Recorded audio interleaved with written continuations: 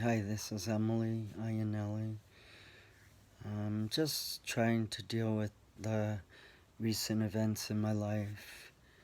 I'm struggling. Um, I'm going to see my psychiatrist because I'm having trouble dealing with all these things that are happening. Uh, I've already discussed this many times, but I'm still traumatized from the car accident.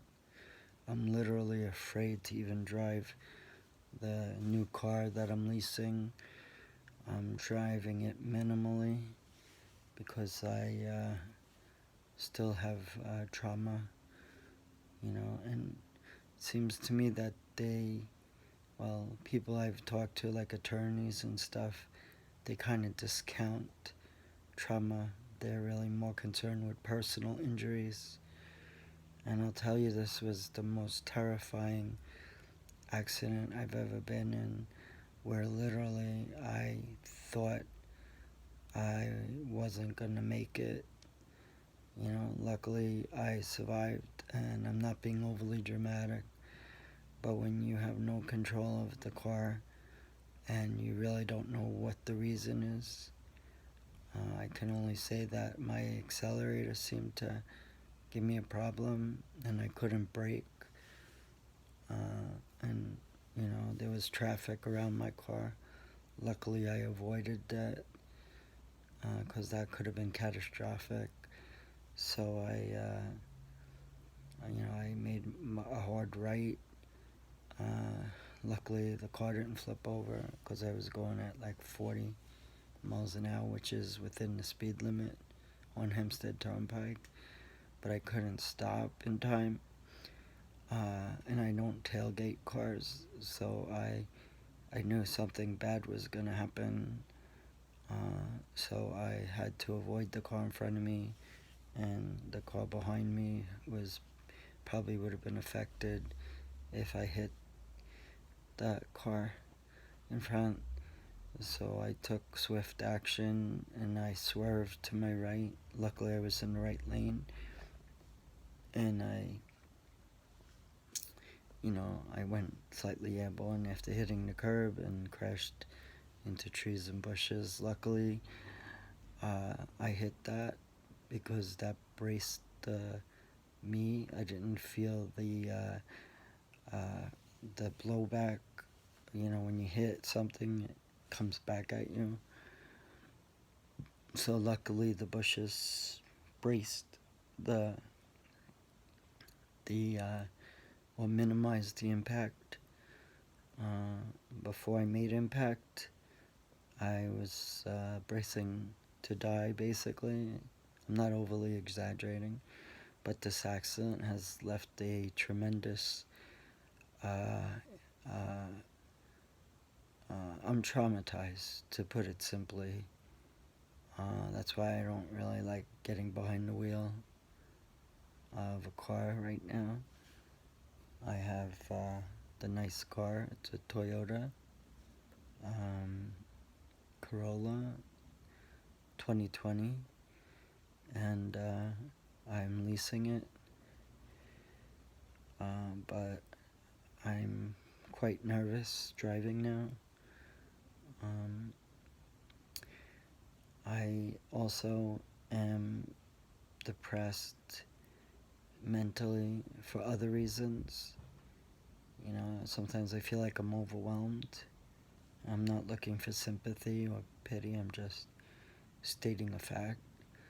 Life, as you get older, gets more complicated, and I took the bold step 7 years ago to transition from male to female, and despite all of the negativity that resulted from it, loss of employment, loss of friends, loss of some family, you know, uh, siblings, family relatives, it affects you, because I'm a good person, bottom line. I try to be um, good with people, respect them, I never would hurt anybody, especially my son. And I can never resolve the guilt that I feel. I am dealing with guilt on many levels, transitioning because of my son, the accident because now my insurance company has to lay out 20,000, maybe more, and gap insurance. I don't know how that works, but they're supposed to cover the difference. But then I got a call yesterday from Toyota saying that I still may owe money on the loan and the car is a total loss. So I flipped out, and I don't know how to control my emotions, and it gets me in trouble, and people start questioning my stability mentally, and then they call the police, and I go to the hospital. I'm supposed to see my psychiatrist this week. Again, they pushed up the appointment. I'm supposed to have surgery in September 10th, but I need to be reevaluated to see if I'm emotionally capable of going through this surgery, because it is a traumatic experience as well, and it's going to require a great deal of recovery time, and I won't be able to do much. So that's on my mind, and I know for a fact that if I back out of the surgery, it will never happen. So it's like life right now for me is a catch-22, not only with respect to the surgery, but with respect to my disability. I have long-term and social security, but long-term is based on always medical evaluations when it comes up for renewal. And let's say theoretically I took a part-time job somewhere, they would count that as me going back to work, and I'm not really in the right frame of mind to work, especially in an accounting environment with the high pressure and tax season, and then living with the possibility of the job not being a permanent job, and I would obviously lose my house because I wouldn't be able to make the payments. My son does have a social security account because he's also collecting disability, but he needs that money, you know.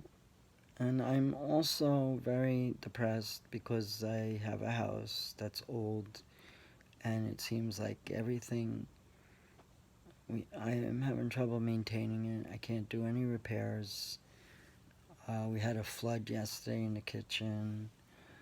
I just had this accident 2 weeks ago, and I went to a wonderful picnic where I got to meet old friends from my cross-country running days and coach, which was a remarkable event. I loved it. I was very happy to meet my former teammates. They're all wonderful people. They accepted and embraced me, which I'm happy about. And then the day went into a nightmare with this car accident, and now it's haunting me, and I can't get it out of my head. And that's why I'm reluctant to drive. But my insurance agent convinced me, first with the rental car, that I'm entitled to use it. So I did, so I could empty the contents of my Prius, which is a total loss, and then convinced me to start looking for a car. And I really wasn't psychologically ready, but I realized I really can't get around any other way here in Long Island. So I kind of took his advice. I went to Toyota. I found a beautiful car, Toyota Corolla. I wished I bought that car instead of the Prius. It actually looks nicer to me. You know, it's not a hybrid, but I can't feel guilty because I'm destroying the environment, because many people drive non-hybrid cars. It's a comfortable car. It's a beautiful car. I'm not materialistic, but the reality is I need a car to get around. But my biggest fear now is that my premiums may go up significantly. I may still owe a balance on the loan with the Prius. And, I'm having trouble with my mortgage payments financially because they went up because of the real estate taxes. I really need to move out of Long Island. I can't afford it, but the issues are that we are kind of trapped here right now. I have other reasons, family circumstances. So I'm trying to cope. I listen to music. I write. Writing helps me a lot. Try to take my mind off of things. I text with some people who help me, offer me advice. Some are, they're concerned, but they also give me hard doses of reality. But I guess that's good. Nobody should sugarcoat things. They should say it as it is. So I appreciate that. And I'm worried about my son, obviously. He's 20. I remember when he was born, I was so happy, obviously. And I had all these wishes and dreams for him. And now having to come to the reality that he may have to go into a group home. He's 20 and, he doesn't want to go, but I don't know. It's affecting me also, psychologically. And I'm not being selfish, I love my son, but I realize we all have to grow up. I have a lot of friends from high school whose kids are grown up, went to college, now they have lives of their own. I just wish that would have happened for my son, instead of him having to leave us to go to a group home. I would have much preferred that he went to college, graduated, had a good life, found a good career, met a girl, but it doesn't seem likely, and that's also affecting me mentally. Plus, he misses his dad, so I literally tried to detransition, and it was like a few weeks before I was supposed to have surgery, which also was postponed because I wasn't comfortable anymore, because I didn't look like a female anymore, and I had to wear these baggy men's clothes, and I was depressed, and it was 2 weeks for me of not feeling comfortable or happy, and I spoke to my psychologist about it, and he said that I should do what I feel inside, and I knew from a young age that I really am transgender. I didn't know the terminology, but I knew that I was not identifying as the boy that I was born as. It's not normal, if you want to say that word, for a boy to rather wear dresses, by society's norms. So I felt guilty about it, and I couldn't understand why I was so drawn to wearing girls' clothes or women's clothes. And at a young age, I would have so much happiness and joy when I snuck into my mother's closet and fancied all her dresses. Obviously, they didn't fit me, but I pretended, you know. So I really can't blame myself for the feelings I have, feeling transgender.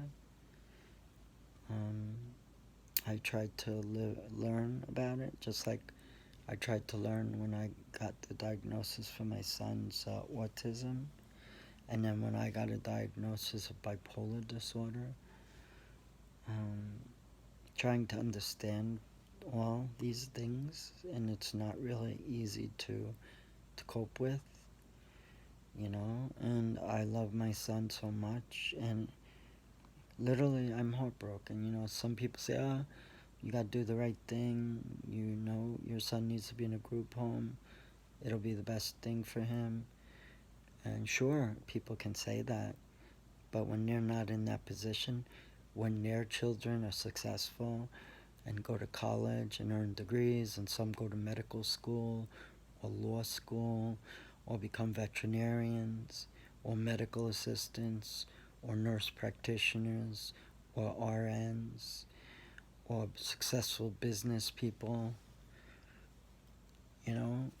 And what is it that I'm trying to celebrate? That my son is leaving the house and going into a group home. That's why I'm heartbroken, you know. And I sometimes find that people are kind of insensitive, like they don't see it from my perspective and why I'm heartbroken, you know. They think that I'm just not approaching the situation properly, and they seem to be callous about it. You know, how would you like it if you had an autistic child and they really couldn't do much, and you know they were going to wind up in a group home? How would you feel? You know, you're lucky that your children are bright, intelligent, and able to go to school, college, even further their education, and become working professionals. You don't know what it's like to see your child suffer emotionally, to wish they had friends, you know. I also know, because that was my situation too, with being different, where I isolated myself and I didn't have many friends, and I was always quiet, and sometimes I didn't want to live anymore, you know. I wanted to kill myself when I was a teenager. So life isn't always so beautiful. It's complicated. And I wish that things could be better.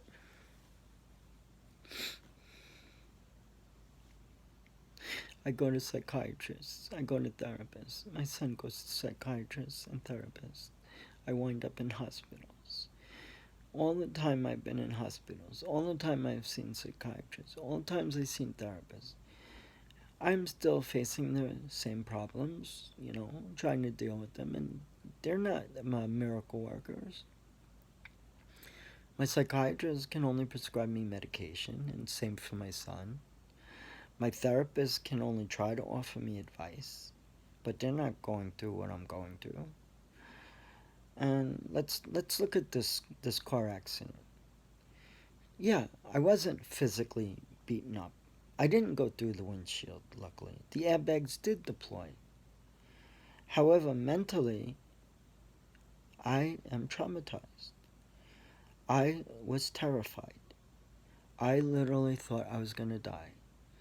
If it wasn't for me to take quick action to swerve around the car in front of me to avoid having impact with him or her and the driver behind me, there definitely would have been fatalities at that speed when you can't control a car.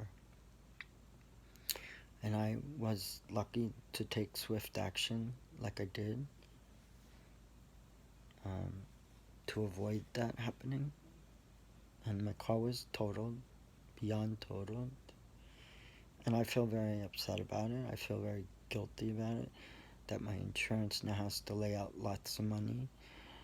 And then Gap has to, the insurance under Gap has to, and I don't know all the particulars. It's not like I was sat down with an attorney in presence with me explaining all these papers I was signing when I purchased the Toyota Prius. You know, all they had me do was electronically sign forms. They didn't even really let me look at the forms, you know, and I think that's an injustice. because you're just signing forms. You don't even read what you're supposed to read, and after you sign already, it's already after the fact when you do look at the forms, you know? And there's so much paperwork. It's ridiculous. And so many signatures you have to make. And it's the same thing with the Toyota Corolla. So I'm facing the reality that I may have to return the Toyota Corolla and the take it off my policy. And I don't even know if when you break a lease that you have to pay penalties and stuff. I don't know that. I didn't really even discuss it. But now that my expenses are increasing and my disability income is still the same, it's harder for me to cope with those expenses. I was a professional. I worked as a CPA for 30 years, roughly. I was a CPA for roughly, well, I started in 84, and I passed the exam in 90, the same year my mom died. And I got my license in July. And then I started working. I had to put 2 years in before I got the license. So we're talking 93. And I worked till 2013. So 93, 2003, 2030. So I was a CPA for 20 years. And I worked in the accounting profession for 30 years. So 10 years as an accountant with the intention of becoming a CPA, and 20 years as a CPA. And I worked for employees. I worked in CPA firms. I worked in private. I was very competent, but I was also very shy. And I was dealing with my transgender situation, so I wasn't very aggressive as I should have been. You know, I wasn't like, how do you say, like hungry to be as powerful as you can be. I was more modest, unassuming, shy, uh, somewhat depressed because of all my family struggles, and also being transgender and not having anybody to tell. And life for me was difficult. You know, I'm not saying that life isn't difficult for other people. And I'm also a very sensitive person. So when I read or hear or see in infomercials that there are starving children in the world who can't even get drinking water. And I wrote a story about this young girl. I don't remember her name, but she was like 9, I think. And she just celebrated her birthday. And she said in lieu of birthday gifts, she wanted to help poor children and families in Africa, I believe. And she set up a campaign where she would raise money for an organization called Charity Water, where their mission is to provide uh, drinking water, healthy drinking water, whether it's spring water, bottled water, but their goal is to provide drinking water to the communities where all they have is dirty water that they put in buckets and streams. So I read the article about this girl, 9 years old, who started this fund, and her goal was to raise $300, and she was near that goal. And then her mom and her went out for a drive, and unfortunately the mom got into a car accident. She survived, but her daughter didn't. And when word got out that this poor little girl died and had set up this fund for charity water, all of the people were so affected, and they were so drawn to this beautiful girl's willingness to help communities that were suffering. So that $300 uh, wish that she was hoping to raise turned out to be millions and millions of dollars, because people wanted to outpour their sympathies and provide uh, generous donations in her effort, sort of as a tribute to her, and because it was going to a good charity for good purposes. So her legacy was, despite her tragic death, was to help communities for decades with the millions of dollars that were raised because of her commitment and desire to help less fortunate people. And I was so emotionally inspired by her story that I wanted to write about it. And I think I even made a video about it.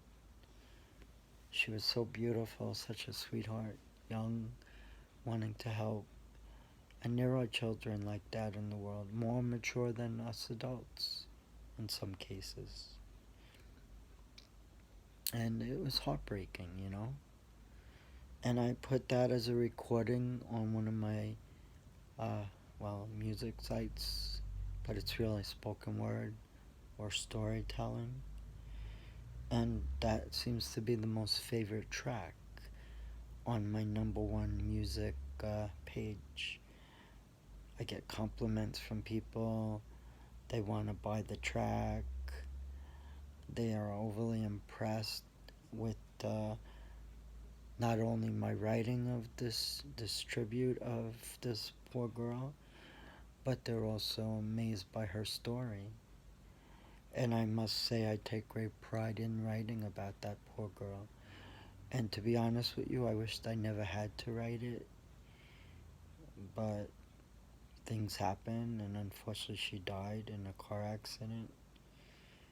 And her legacy is that she's helping millions of people, and that's a beautiful thing, even though tragically she died prematurely in a car accident. And that's what I always thought about life. Why there is such an inequity, um, and why people are destined for their circumstances. Like, why is it that there's wealthy people, wealthy who do extravagant things, you know? And we're not talking about them going to McDonald's for dinner. No, these people are so wealthy, they can have 7-course meals every day, breakfast, lunch, and dinner. They can splurge. They can go to the most fanciest of restaurants. If they want pizza, they could go to Italy, fly from New York and go to Italy and eat pizza from Rome. And you can do all crazy stuff because they have money. And then the flip side is that there are people starving to death. Little children who have distended stomachs because they're starving and seeing these flies around their faces. And their moms and dads desperate to help feed them. And they're lucky enough if they can get a small bowl of rice and beans, while these rich people have all kinds of delicacies and main courses like filet mignon and many, many different types of vegetables and soups and salads and desserts and tons of all their drinks, whatever they are. And yet there are people starving in the world. Where's the justice in that? I believe in God, but why is life so hard for so many, and others live in the lap of luxury. There's inequity in that. And other things like people winning, and I'm not blaming them, I'm actually happy for them, but people winning millions and millions, and even almost close to $1 billion in state lotteries, while other people die in plane crashes. Why is it that one person can win millions of dollars in a lottery and then another person dies in a plane crash? I don't get it. It just doesn't register in my mind why fate can be so wonderful for some and so horribly tragic for others, you know? And I'm upset because I was in a car accident and my car got totaled, and I'm depressed and I'm psychologically affected.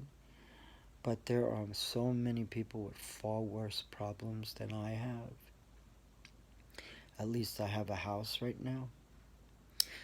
At least I have a family, and we're trying our best to cope and survive. But there are people that have nothing. There are homeless people. When I go to the city and I see my doctors and my psychiatrists, I see homeless people on every block in the city. I see them in the wintertime. I see them in the summertime. I see them in rainstorms. I see them in snowstorms. And I don't carry money usually. I have a debit card. But if I do have $10, I will give them my $10. And I don't need to eat lunch. That $10 is usually designated for me to get a slice of pizza or two and a drink. But if I saw a homeless person, I would give that $10 in a heartbeat. And I remember also an incident where it was like the day before Thanksgiving, and I already mentioned this somewhere, whether it was in a writing, I don't think it was in a video, where this woman had her two children. They were in a shopping cart, and the woman was buying, I guess, dinner, for the Thanksgiving celebration. And the cashier rang up all of the food items. And when he said the bill was, I don't remember what the bill was, but let's say it was like $140. This poor woman was pleading with him that she only had $75. Now, maybe she overdid it with the shopping, and knowing that she only had $75. So I was behind her, and, I didn't know what to do. I felt really bad because I had a few items, and she had a shopping cart full, and she had a little babies there. And I heard the cashier say, well, you're going to have to return these items that you can't pay. And then I stepped in and I said, wait a minute. This is Thanksgiving. This is the time of giving and helping people. So I said, I'll pay her bill. And I let her even keep her money that she was intending to use. And this was when I was working, when I had money. If it happened now, I might still want to do something, but I couldn't pay the whole thing. So I said, listen, I'm going to pay her bill. And I gave him my debit card. And she was so grateful. She was almost in a state of shock, and I saw her two little kids, and I said, I can't let that poor family starve and not have a Thanksgiving dinner. So it really touched me that this poor woman didn't even have enough money to buy a meal for her kids and family. And I didn't want any recognition. I just wanted to help. So I paid her bill. And then she was crying. And she said, "Thank you so much." And I said, "This is fine. You feed your family. You enjoy your Thanksgiving." And she said, "I need your name and address so I can mail you a check." And I said, "No, you don't need to worry about that. This is on me. You just enjoy your Thanksgiving." And she was so grateful. And she gave me this biggest hug and said, "Thank you."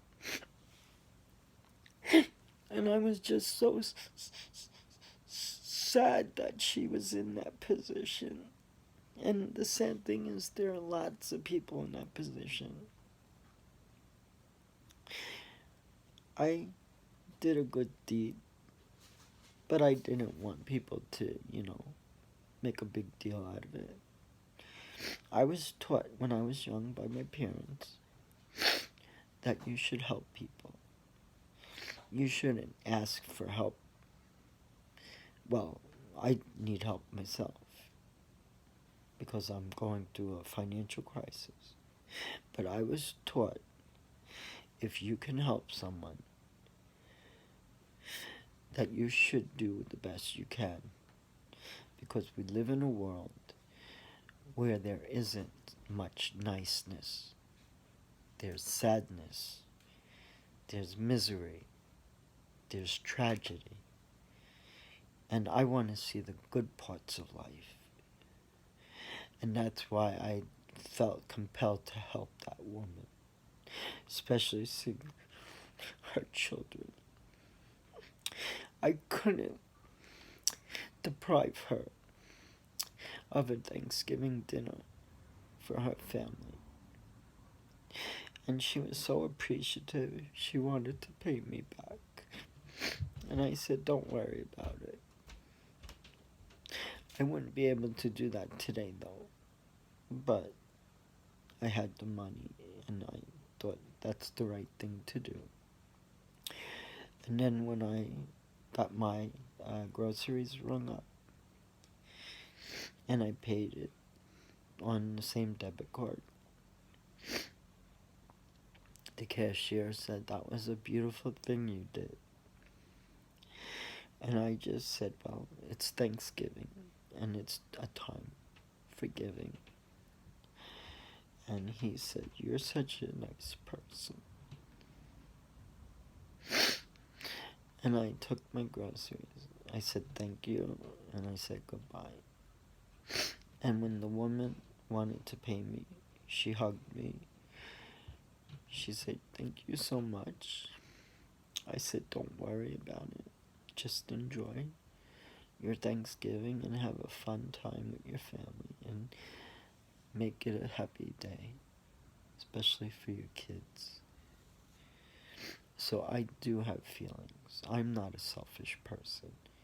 I'm not a materialistic person. I know there are things we need.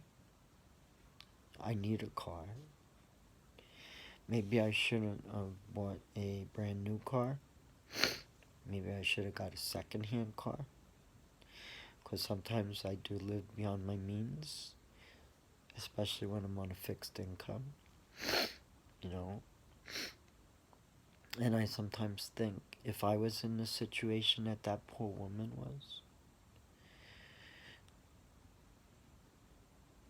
I don't know if I would want someone else to help me.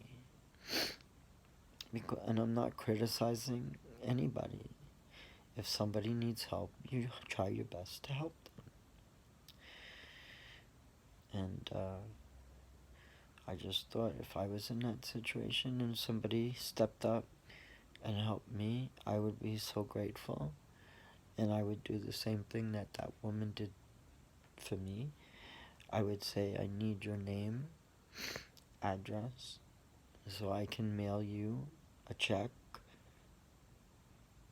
for the generosity that you provided me. And I would probably say, no, don't worry about it, because you helped me. No, I would have said, I want to pay you for your kindness. And they would probably react the way I reacted.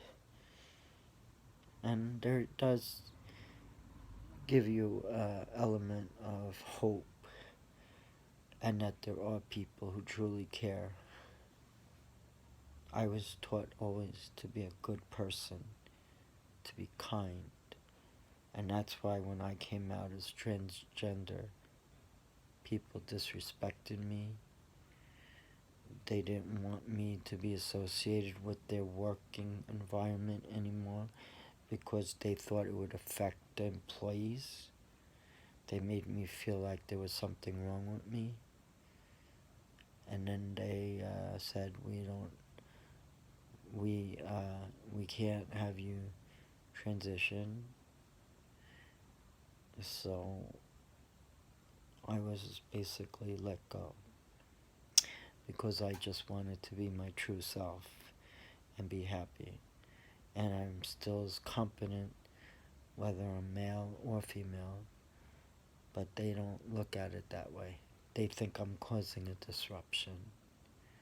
And they think there's something wrong with my head. I wish society would realize that we are people and that we deserve to live, and we deserve a life, and we deserve dignity and respect. I would never condemn anybody. I would never hurt anybody. But I've read stories, horrifying stories. One story in particular that I did a few videos on was about this poor Japanese girl, 16, 17 maybe. I've heard several stories, but I'll talk about this one. She's from Japan. It was 1988 when she had, one of the guys in her classes asked to go on a date with her, and she simply refused, just like, not like hurting somebody. She just said, I'm not ready for that. And this boy, whatever, took it really bad and blamed her. And then when she was on her way home from her work after school, part-time work, she was riding home on a bicycle, and these 4 boys started to harass her. They knocked her bicycle down. And then one of the boys, seemingly like a nice guy, said, "Are you okay? I'll walk you home so you're protected." And she agreed. And little did she know that this guy, this boy, maybe 17, had ulterior motives and led her to a house of one of his friends, and they abducted her, basically. They held her captive. They held her in captivity. Day 1, they raped her. All these boys and more raped her. And then they proceeded to do all sorts of horrible things to this poor girl. Not only did they rape her, but they damaged her female parts by sticking all types of objects into her female parts, front and back, that would cause bleeding. They hung her up on the ceiling. I mean, I can't even believe what I read and what I'm saying. And they started punching her like a punching bag. And then 2 weeks into her and then like a day into her captivity, they forced her to call her mom and say that she was at a friend's house and she needed to get away for a little bit. So the mother took her at her word, but she was threatened that they would kill her if she didn't make that phone call. And then they just tortured her for 44 days. Every day, they would do all sorts of horrible things to this poor girl. They would set her legs on fire with lighter fluid. They would punch her like she was a punching bag, hanging her from the ceiling. They would put her out in a freezing winter cold, naked. Then they would put her in a freezer. And then 2 weeks into her captivity, she attempted to make a phone call to the police. And one of the boys found out. And then he told the other boys, and they dragged her away from the phone. And then they tied her down, her hands. And they started to rape her. And then they started to burn her legs. And this went on for 44 days. They put barbells on her to hold her down. And after a while, she just pleaded to be killed. She kept asking, "Can't you just kill me and stop this misery?" She was in total shock. And why would they even do this to this poor girl? And then they left her for dead. And then when they came back, while she was dying on her 44th day, her body finally gave in. They encased her in cement. This poor girl, this poor beautiful girl. And I read a story and I just can't get it out of my head. It was horrifying. Her first name is Junko. And I think her last name was Ferrata, Junko Ferrata. If you look at her name or look up her name on the internet, you'll see the horrors. They even said this was one of the most horrific ways to die. 44 days of torture. And it just makes me wonder how society can be like this. How evil can be present like this. You know, and then there was a story about this girl from Bangladesh who was being sexually harassed by her teacher. So she reported him to the principal in Bangladesh. And when word got out that she reported him, a bunch of guys, when she was walking home, convened or converged into a circle as that girl drew closer and closer.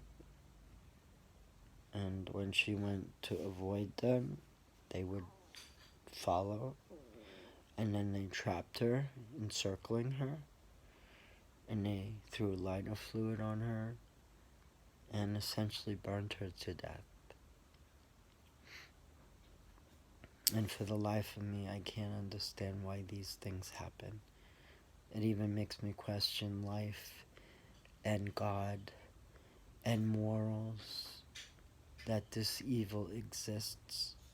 And this happens every day. Murders, school shootings, 9/11, terrorist attacks, um, you name it. And then these poor girls, the way they died, they didn't deserve that. Poor Junko didn't deserve to be tortured and killed over 44 days. It just makes my heart break. And I'm a very sensitive person. And sometimes things shouldn't be seen or heard of. Because if I didn't see this, I wouldn't be so upset. But I don't like to be ignorant either. So I did see this. And it affected me horribly. Even though I have no direct connection to this poor girl. And I did a tribute for her. And she had been dead already 30 years. While her captors are still alive, they have freedom. I think the maximum sentence for the boys was 10 years. But then there was someone who committed other crimes. So he wound up serving like 17 years. And one of the boys who was supposed to serve 10 years was released after only 6 years. And what does that tell you about the system of justice in Japan? I almost wonder if this would be similar in the United States, but I don't think so. These boys should have been tortured the way they tortured this poor girl. They should have done the worst things that they could to these boys. And I'm not a vengeful person, but when I read what they put that poor girl through, it was horrible. It was horrific. It was the most horrifying way to die. And I just wonder why. Why does this happen? You know?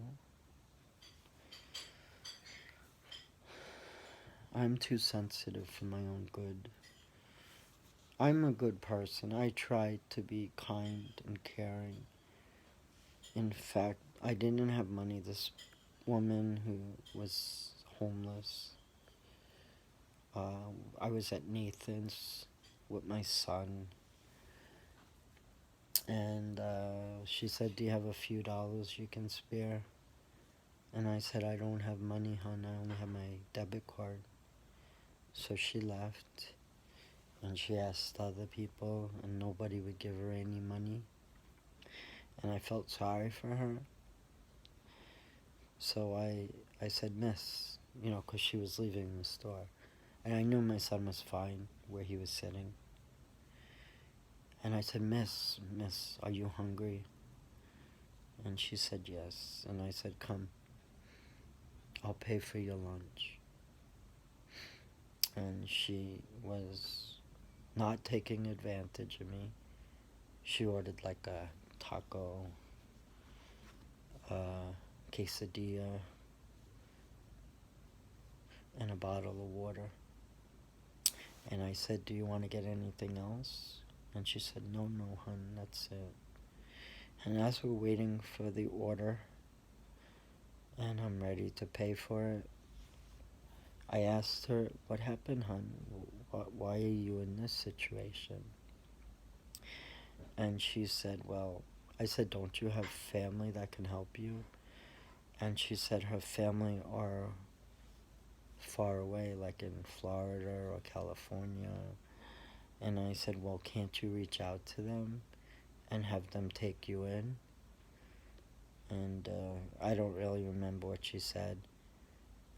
I just felt sorry for her. And I said, "So where do you live?" And she said she goes to shelters in the daytime. And then, she goes to shelters in the nighttime to sleep. And during the day, because you have to clear out, she just hangs out in the streets, asking people if they can help her. So after I paid her lunch, and I'm not asking for any praise or anything, I paid her lunch. I shook her hand. I asked if she needed anything else. And she said, "No, hun." And she thanked me. And I shook her hand. I hugged her and I said, "Good luck, hun. I wish I could do more." And then I went back to finish my lunch with Matthew. And he wanted some donuts, so we stopped at Krispy Kreme. And then we got our train home. And my son said to me, "I saw you help that lady." And I said, "Yeah." I said to Matthew, "That's, if you can help somebody, you try to." And he said, "That's very kind of you." And he gave me a hug. And he said, "I'm proud of you, Daddy." And I cried, and I taught my son a valuable lesson of life. That if you can help someone in need, then you try to do that. And there are lessons in life that we should learn and apply, because life is hard, I'm worried about the possibility of financial stress, financial struggles. If my insurance rates go up sky high, I may have to give back that car, And my son has Social Security. He's got money in the bank that I wanted him. We, spend it down a little bit for his personal needs. And I usually spend my own money for his personal needs. So it can, accumulate maybe to help him with college or with his life when I'm no longer around. Because Social Security will be, if he winds up in a group home, they need to have payment, so they would take his Social Security. And the money that he has now in the bank, we need to figure out how to protect that, because the group home would also take that. So I need an attorney who can advise me as to setting up a special needs trust so that money is protected for him. And when I lived with my dad, up until I got married, and even a year after we got married, my dad let me stay in the house. And then when we had Matthew, he allowed Maria, me, and Matthew to stay with him. And he never charged me rent or anything. He just said, "I want you to save you money."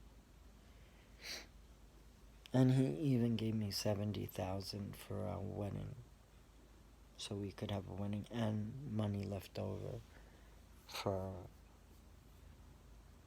No, not for a wedding.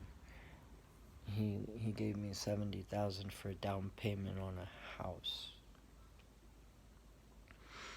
because he didn't want me to continue renting after we left to move on, because I didn't want to take advantage of my dad. So he didn't charge me rent at all. And on top of that, when we did move, when we found an apartment, he gave me $70,000 that he said, "Use that when you're ready to buy a house." And I invested that money into when we did buy a house in 2004.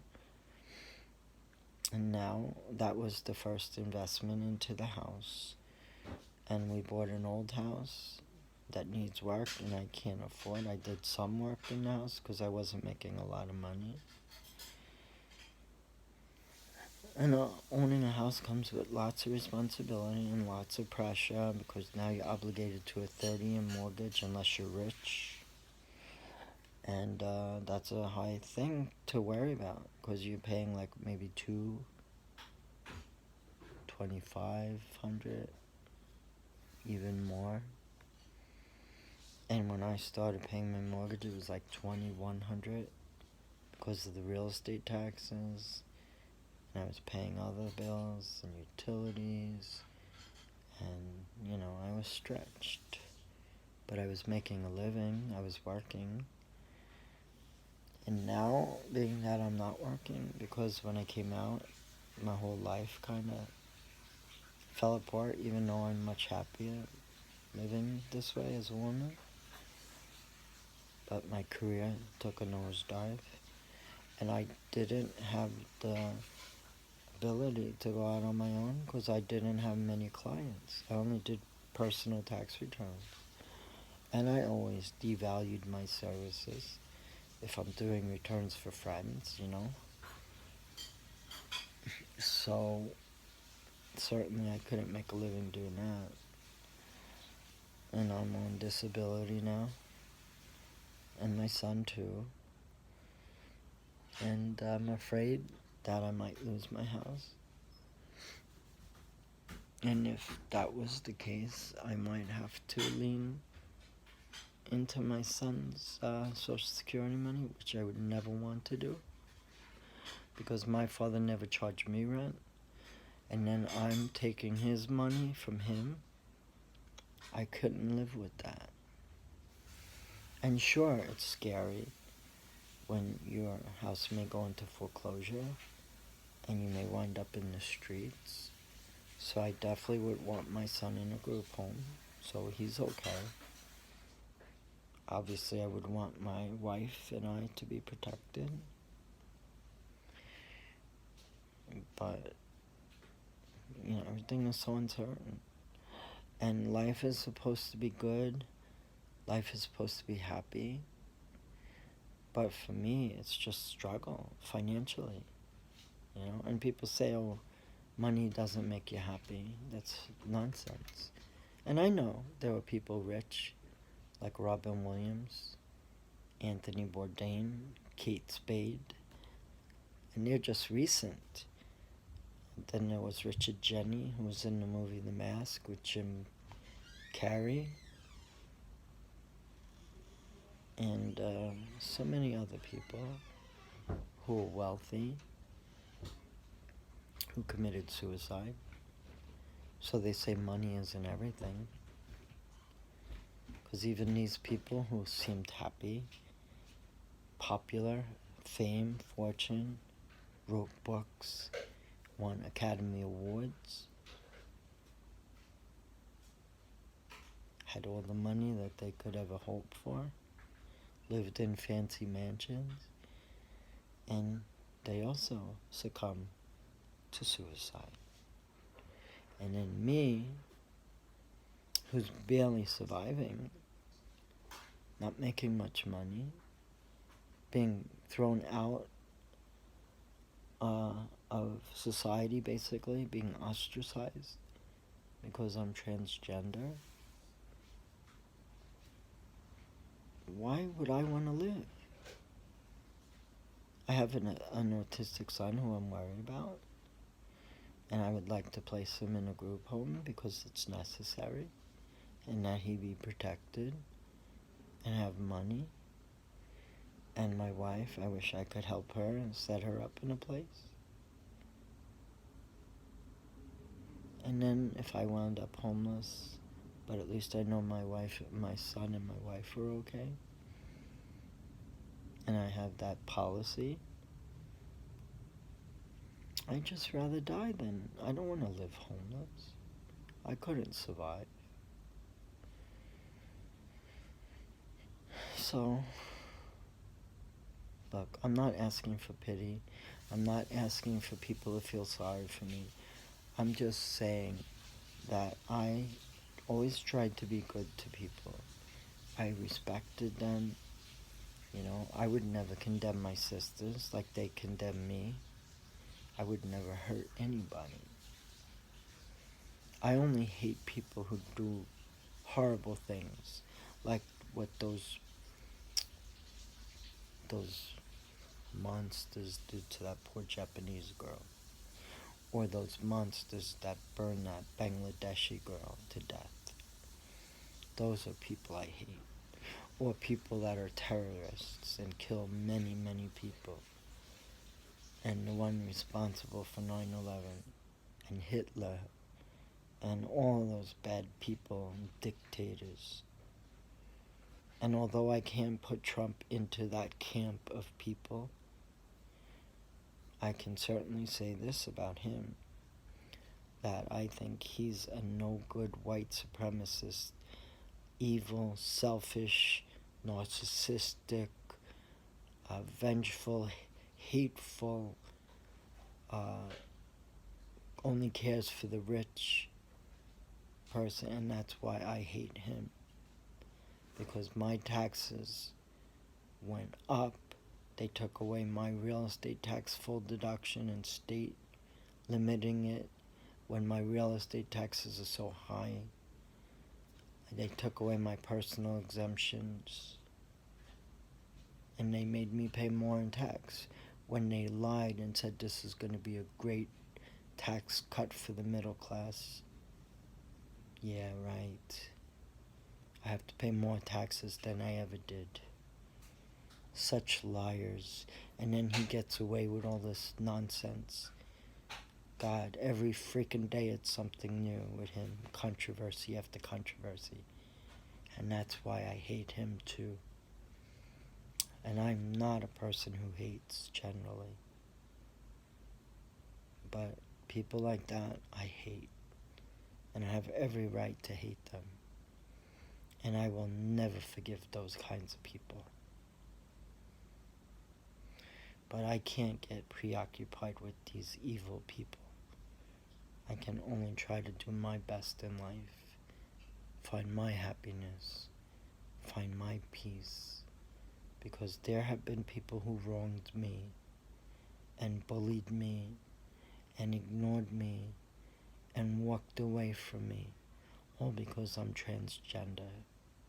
And my hope was restored when I went to my 40-year reunion for my cross-country team and coach, how they accepted me, how they embraced me, and we all took pictures and we shared the pictures, and there I was in a dress, smiling and talking with my my teammates and coach, and they didn't even bat an eyelash. They accepted me, embraced me, and made me feel good. Because I was a little apprehensive. I was a little concerned how I would be treated. And I was treated beautifully. And I was so happy. And it made my day. And then I had this nightmarish car accident. And now that's affecting me. I'm traumatized. I can't sleep. I'm seeing psychiatrists, therapists. My surgery may be postponed indefinitely, and if that's the case, I'm going to walk away from surgery. I've made it this long without surgery. I can make it another 5 or 10 years if I'm still alive with the surgery. My main concern right now is my son. And though I would like to have the surgery, who knows what's going to happen? Who knows what's going to happen with my car situation? I have so many worries. You know, I get hit every month with late fees on my mortgage because I only get paid at the end of the month, and they want me to pay at the first of the month. And then this representative for the mortgage company has the audacity to tell me to beg for money at the church, or ask for money from friends, or set up a campaign to request money to help me in my personal situation. And I could never do that. Even with my son's money, I would feel tremendous guilt if I had to liquidate all his money for this house that's not even worth what I paid for it. and the real estate taxes will continue to skyrocket. And if he has no money, and he's not in a group home, how is he going to be placed into one if he has no money and they decide to cut disability, decide to cut Medicaid, Medicare, then what? My son's going to wind up homeless like I might. They say life is beautiful. They say life is amazing. Yeah, it may be. But life is difficult. Life is hard. Life is tragic. Life is sad. Life is overwhelming. Sure, life is good.